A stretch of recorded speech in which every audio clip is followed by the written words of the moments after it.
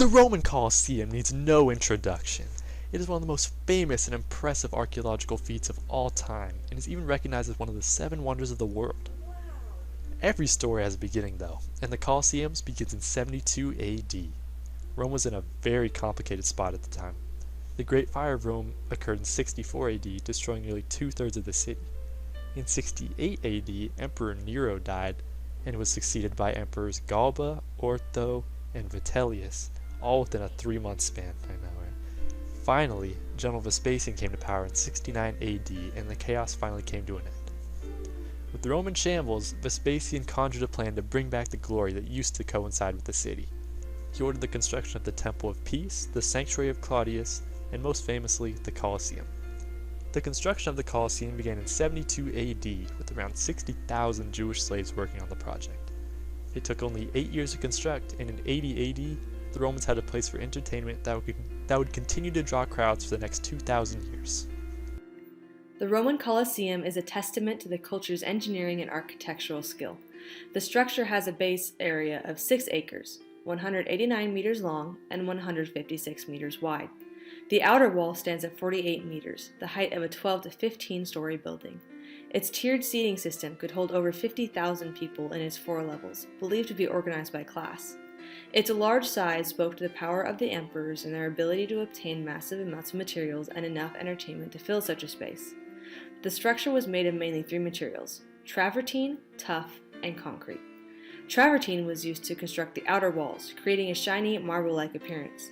A road was constructed specifically to transport large amounts of travertine from where it was mined in Tabor to the construction site of the Colosseum. Tuff is hardened volcanic material that was used to create pillars and radial walls. The tiles, bricks, and concrete supplemented the other materials, filling in gaps, details, and artistry. All of the materials were easily found within Roman control, also speaking to Rome's wide range of resources. Covering its massive scale, arches decoratively grace the outer walls, while on the inside they support the stairs in different levels. Arches are a testament to Roman ingenuity. With the advent of the true arch created by Roman architects, the variety in both interior and exterior design increased exponentially. The arches were able to span large distances while remaining structurally sound. This can almost be considered a symbol for the expansive empire of Rome. The empire spanned the known world, remaining centered in its capital, or capstone of Rome, where the Colosseum stood. The arch was used in the Colosseum to create a sense of harmony while also showing Roman architectural skill. The Colosseum was created to represent Rome's power through its massive scale, use of materials, and architectural prowess through its use of arches. Of course, most people know that the Colosseum was mainly used for gruesome depictions of fighting and death, but what many people don't know is that it had over 100 built-in water fountains. Crazy, right? Alright. And another lesser-known fact is that they managed to have ship battles there. Take it away, Sarah. According to first-person accounts from ancient writers including Cassius Dio and Suetonius, the Colosseum was flooded once in 80 AD in an ancient Roman spectacle called Naumachia, or naval battle. These sea battles were part theatrical reenactment of famous Roman battles and part blood sport for mass entertainment.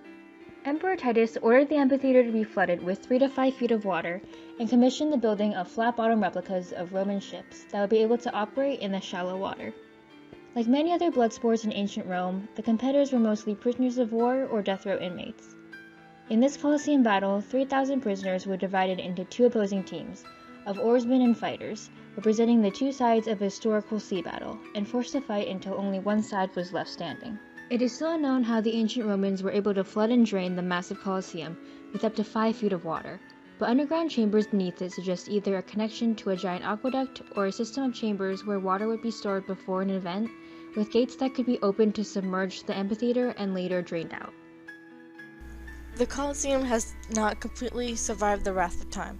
Mother Nature has not been kind to the Colosseum, and nearly 2/3 of the building has been destroyed by a series of earthquakes and weathering over time.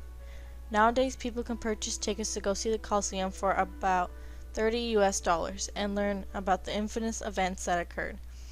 It is still a major tourist attraction, although many people obviously come to see different things now.